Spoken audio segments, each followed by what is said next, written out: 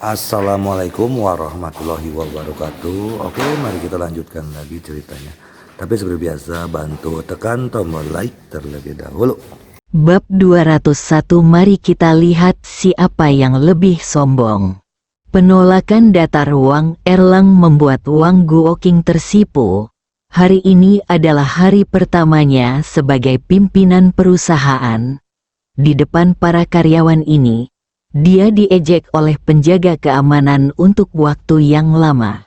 Sial, bukankah ini sebaliknya? Anda harus memahami bahwa kontrak Anda pada awalnya adalah kontrak palsu. Jika kami benar-benar pergi ke pengadilan, Anda akan kalah total.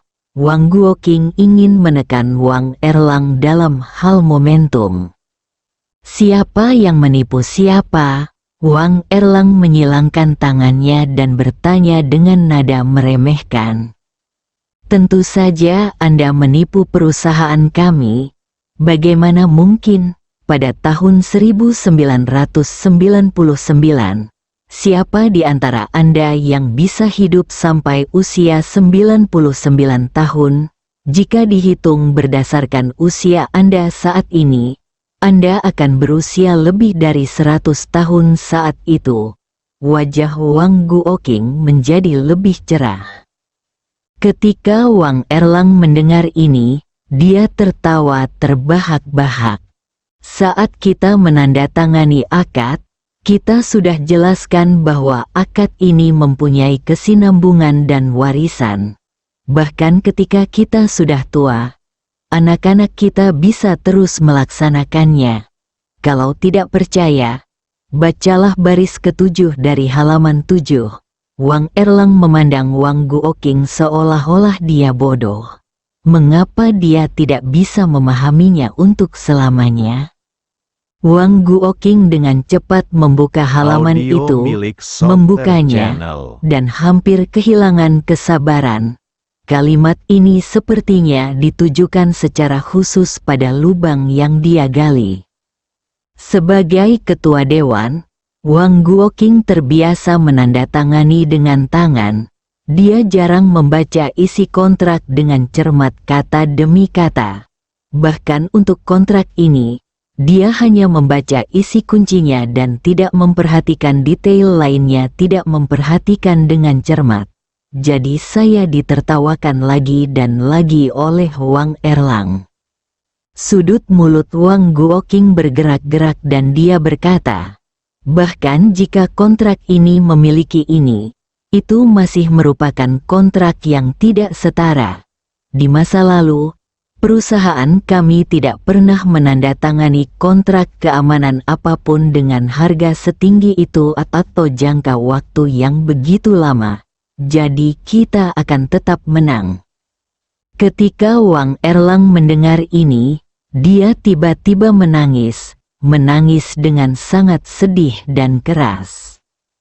Wang Guoqing tertegun sejenak, tetapi dia segera berpikir bahwa dia terkejut dengan kata-katanya sendiri dan merasakan ketakutan di dalam hatinya.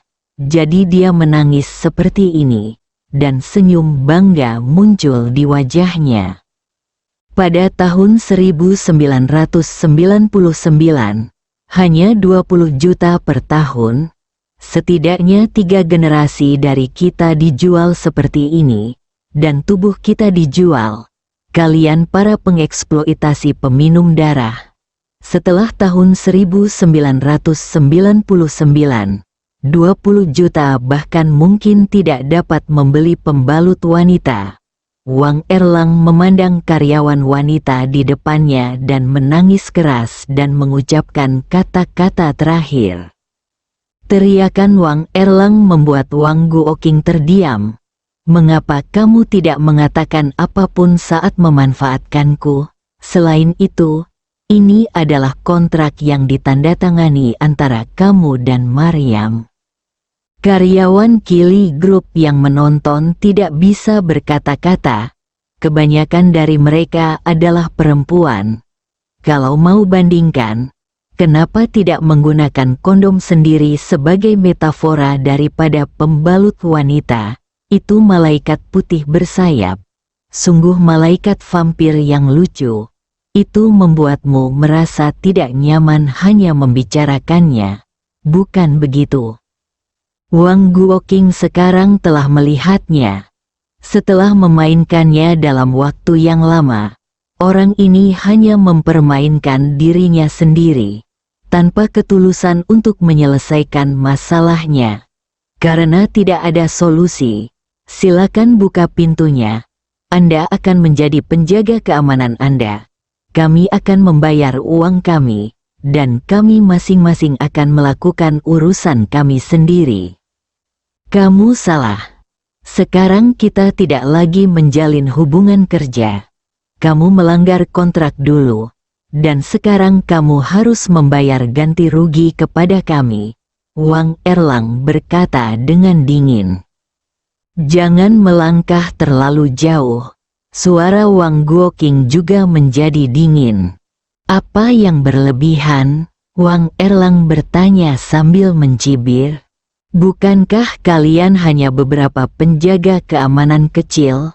Berhati-hatilah agar tidak menghabiskan uang dengan mudah. Setelah Wang Guoqing selesai berbicara, dia melihat pengawal di sampingnya dari sudut matanya. Meskipun pengawal itu tahu bahwa Wang Erlang adalah seorang master, dia tetap melangkah maju. Haha, ada apa? Apakah kamu ingin bermain seni bela diri? Ketika Wang Erlang melihat postur ini, dia langsung mengerti dan menjadi tertarik. Ketika saya sampai di kota, saya bekerja sebagai penjaga keamanan setiap hari. Saya sudah lama tidak bisa hidup, dan saya sudah lama menderita sesak napas. Begitu kata-kata Wang Erlang keluar, Wang Guoqing tersenyum dan mengedipkan mata. Wang Huaiyi kembali ke mobil dan mengambil ponselnya, berharap untuk mencatat prosesnya Audio sebagai milik bukti Soper untuk Channel. penuntutan. Pengawal itu melangkah maju tanpa mengucapkan sepatah kata pun, hanya memprovokasi Wang Erlang dengan matanya. Wang Erlang baru saja hendak marah ketika tiba-tiba terdengar suara keras. Dua serigala, mereka ingin melakukan trik kotor. Wang Erlang berbalik dan melihat Sudirman telah tiba di mobil Wang Guoqing dan menunjuk ke arah Wang Huaiyi yang sedang merekam video di dalam mobil. Wang Guoqing, kamu bisa melakukannya. Karena kamu bermain seperti ini hari ini, jangan salahkan saudara-saudara kita karena lebih agresif. Begitu Wang Erlang mengatakan ini, semua penjaga keamanan berdiri dalam barisan lurus dan menutup pintu lebih erat. Kalau begitu aku tidak sopan, aku akan memanggil polisi untuk menanganinya sekarang. Setelah Wang Guoqing selesai berbicara, dia mengeluarkan ponselnya untuk menelepon. Ah, tolong, Wang Guoqing baru saja hendak mengambil ponselnya ketika dia tiba-tiba menemukan bahwa mobil yang dia buat diangkat sedikit demi sedikit dari depan mobil oleh Sudirman dengan ketakutan satu tangan. Wang Guoqing gemetar ketakutan. Itu satu tangan, ya, satu tangan. Pengawal Wang Guoqing sangat ketakutan hingga seluruh tubuhnya gemetar. Untungnya, dia tidak berteriak. Jika tidak, tubuh kecilnya akan dihancurkan sepenuhnya oleh orang kuat seperti itu. Wang Guoqing, apakah kamu akan memberi kompensasi sesuai dengan harga sekarang? Atau kamu ingin tetap tidak bisa masuk perusahaan? Suara Wang Erlang tiba-tiba terdengar ketika mereka sangat terkejut, membuat hati kecil Wang Guoqing dan pengawalnya bergetar lebih karena rasa takut. Ah! Wang Huaiyi berteriak lebih keras. Sudirman mendorong mobil Wang Guoqing ke sudut 90 derajat. Begitu dia melepaskannya, mobil itu mungkin akan jatuh ke depan, ke belakang, ke kiri, ke kanan, atau ke arah lain. Huaiyi meringkuk erat dan terus berteriak, karena takut Sudirman akan melepaskannya. Para penonton memandang Sudirman dengan mata penuh bintang. Pria yang duduk diam di sini setiap hari tidak berharap menjadi begitu pria dan berkelas. Pada saat ini, mereka semua berpikir, bagaimana Henry menemukan orang-orang seperti itu, dan bagaimana dia benar-benar menggerakkan dan menaklukkan orang-orang aneh ini. Wang Guoqing, kamu segera memberikan kompensasi sesuai kontrak. Jika tidak, saudaraku mungkin lelah, dan sulit untuk mengatakan apa yang akan terjadi nanti. Suara Wang Erlang seperti pisau tajam, selalu menusuk sakit hati Wang Guoqing. Sampai saat ini, Wang Guoqing tiba-tiba menyadari bahwa kembalinya dia kali ini adalah sebuah kesalahan. Dia dipermalukan, dipermainkan dengan kejam oleh orang lain, dan bahkan dimarahi oleh bos besar di belakangnya. Ini, saya akan memberikannya. Wang Guoqing mengertakkan gigi untuk terakhir kalinya. Berpikir bahwa uang itu bukan miliknya. Dia mengeluarkan cek dan menulis 2 miliar dan melemparkannya ke Wang Erlang. Wang Erlang mengambil ceknya. Indah sekali, Sudirman, sudah selesai. Ups, tanganku mati rasa. Begitu dia selesai berbicara, Sudirman segera mundur. Mobil yang dia angkat jatuh ke depan secara vertikal. Rodanya terbentur beberapa kali saat jatuh ke tanah dan rodanya meluncur. Wang Huaiyi di dalam mengeluarkan tangisan yang menyedihkan.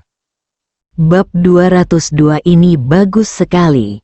Wang Guoqing mengira Wang Huaiyi terluka dan berlari dengan cepat begitu dia membuka pintu mobil. Bau dan bau busuk menusuk hidungnya, dan karyawan di dekatnya bersembunyi di belakangnya. Melihat Wang Huaiyi lagi, tidak ada luka di tubuhnya, tetapi wajahnya pucat dan celananya basah dan kuning. Wang Guoqing menoleh untuk melihat Wang Erlang dan yang lainnya dan ingin marah. Tiba-tiba dia mendengar Wang Erlang berkata kepada penjaga keamanannya, "Sekarang hari libur. Dalam setengah bulan, Saudara Henry akan mengambil kembali perusahaan dan kami akan melanjutkan pekerjaan. Seseorang memberi kami 2 miliar yuan. Kami sedang berlibur. Keren sekali." Kata-kata Wang Erlang seperti jarum baja, menusuk jauh ke dalam hati Wang Guoqing, membuatnya hampir muntah darah di tempat. Benci, tertekan, segala macam perasaan rumit muncul di benak saya. Wang Erlang dan yang lainnya pergi. Wang Guoqing ingin masuk, tetapi ternyata pintunya masih terkunci. Para karyawan di tempat kejadian memandang dia dan putranya Wang Huaiyi seolah-olah mereka adalah 2 orang idiot. Wang Guoqing akhirnya memanggil polisi, dan petugas pemadam kebakaran datang dan membuka pintu sebelum memasuki perusahaan. Duduk di kantor, akhirnya ia duduk di posisi impiannya. Namun ia merasa mual seperti memakan lalat. Dia ingin membalas dendam dan menggunakan yang mulia untuk mengintimidasi setiap karyawan di depannya. Ponsel Henry yang sedang bermeditasi di rumah tiba-tiba berdering. Henry tiba-tiba membuka matanya dan melihat bahwa itu adalah nomor ponsel Wang Erlang, dan sudut mulutnya melengkung. Begitu panggilan tersambung, suara keterkejutan Wang Erlang terdengar. "Henry, kita berhasil mendapat 2 miliar. Wajah Wang Guoqing hampir berubah menjadi hati. Yang paling konyol adalah dia lupa meminta kontrak. Wang Erlang sangat senang dan menari tanpa henti sambil berbicara. Ayo, aku mengerti. Beri aku 2 miliar ini. Kamu bisa pergi ke perusahaannya besok untuk membuat keributan dan mendapatkan uang saku. Kalian saudara bisa santai. Aku akan mengajakmu Audio melakukan milik Software perbuatan baik Channel. malam ini. Ziqiang mengerti. Wang Erlang sedang dalam mood. Tapi pada akhirnya dia menyelanya tanpa ampun. Saudara Henry, hal baik apa yang ada? Bisakah Anda memberitahu saya tentang hal itu? Mata Wang Erlang bersinar ketika dia mendengar tentang hal baik itu. Carikan kamu wanita yang hilang untuk diajak bermain. Setelah Henry selesai berbicara, dia melirik ke arah Maryam. Karena Maryam selalu curiga di dalam hatinya, ketika dia mendengar panggilan itu, dia berharap Henry dapat mendengarnya dengan jelas tanpa handsfree. Tetapi Henry sepertinya melakukannya dengan sengaja, bukan tanpa handsfree, yang membuatnya terasa gatal. Saudara Henry, kamu sangat baik. Saya akan mengikuti kamu mulai sekarang. Wang Erlang sangat bersemangat sehingga dia hampir tidak bisa mengungkapkannya dengan kata-kata.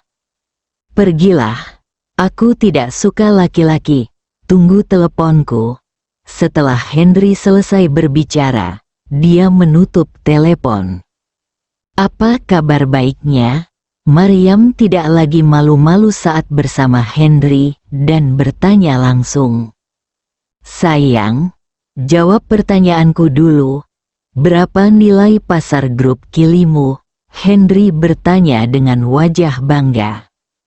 Menurut harga pasar saham saat ini, sekitar 15 miliar. Maryam tidak mengerti alasannya dan menjawab dengan jujur. Kalau begitu, nilai pasar dari 250% saham kita sekitar 7,5 miliar, kan? Henry bertanya sambil tersenyum. Ya, kamu? Mata Maryam langsung menunjukkan keterkejutan. Ingat apa yang saya katakan tentang menjadi bajingan jika Anda tidak menghasilkan uang. Senyuman di wajah Henry menjadi lebih lebar. Tapi, meskipun Maryam memahami kebenarannya, selalu ada rintangan di hatinya yang tidak bisa dia atasi.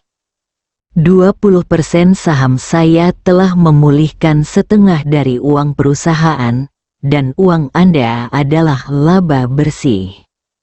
Baru saja Wang Erlang menelepon saya dan meminta Wang Guoqing untuk menerima kontrak super curang yang saya berikan kepadanya. 2 miliar.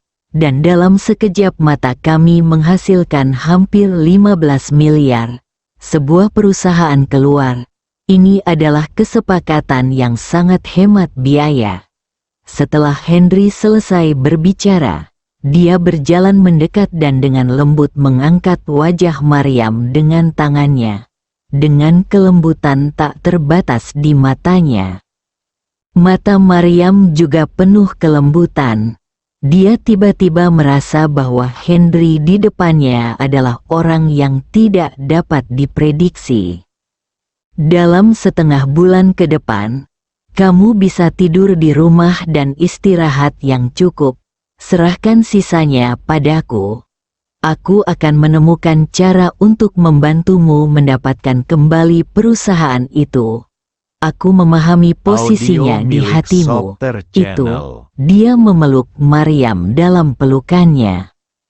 Pada saat ini, Maryam tidak lagi ragu, tidak ada lagi depresi. Air mata perlahan mengalir di pipinya. Kebahagiaan. Inilah kebahagiaan yang diinginkannya, kebahagiaan stabil yang dibawa oleh seorang pria. Keduanya terdiam untuk waktu yang lama. Henry perlahan mengangkatnya dari pelukannya dan berkata dengan lembut, "Mungkin ada sesuatu yang harus aku tangani akhir-akhir ini. Waktu ketika aku kembali tidak tetap setiap hari. Kamu bisa mengurusnya. Dirimu sendiri.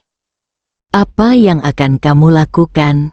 Maryam berpikir bahwa Wang Guoqing dan yang lainnya mungkin tidak mau menerimanya. Dan dia mengkhawatirkan Henry. Jangan khawatir, saya tidak akan melakukan sesuatu yang ilegal. Saya ingin mengenal kota Bandung dengan baik. Dulu, saya memusatkan seluruh perhatian saya pada perusahaan dan ingin menjalani kehidupan yang stabil bersama Anda. Tapi sekarang ada kekhawatiran di dalam dan harimau serta serigala di luar. Saya harus membuat rencana ke depan. Selain itu, saya sangat tertarik dengan apa yang disebut 4 rumah tangga Anda. 1 desa dan 2 raja di kota Bandung. Mungkin ada dewa kekayaan yang menungguku. Henry sepertinya bercanda. Sama. Jelaskan alasan keluarnya. Dia tidak berbohong. Dia harus keluar sekarang. Ketika Wang Guoqing kembali kali ini, dia ditipu begitu banyak uang. Dia sangat ingin tahu dari mana uang itu berasal. Informasi yang diberikan oleh Lina adalah bahwa Wang Guoqing tampaknya menjadi orang yang berbeda ketika dia kembali kali ini. Hal ini membuat Henry semakin tertarik pada Wang Guoqing, terutama obat-obatan beracun, keracunan karyawan, dan keracunan es dingin. Oleh karena itu, perusahaan akuisisi mengadopsi pendekatan yang sulit didapat ini tanpa perlawanan. Sedangkan untuk penjualan perusahaan kemarin, itu hanya umpan yang dia gunakan untuk memancing. Memancing membutuhkan lingkungan dan waktu, semua ini membutuhkan kreasi. Menunggu Tuhan tidak akan membiarkan Anda duduk diam dan menikmati hasilnya. Untuk pertama kalinya kali ini, Maryam tidak bertanya atau menghentikannya. Sebaliknya, dia sangat toleran. Hal ini membuat Henry merasa hangat di hatinya. Saat ini, kedua orang tersebut sudah memiliki dasar kepercayaan. Henry meninggalkan villa dan ketika dia muncul lagi, dia sudah duduk bersama Zhao Aqiang. Zhao Aqiang belum pernah bertemu Henry sejak terakhir kali dia meminta uang dari Bang Tianyi. Tetapi keduanya tetap berhubungan dan dikendalikan dari jarak jauh oleh Henry. Henry tiba-tiba muncul hari ini.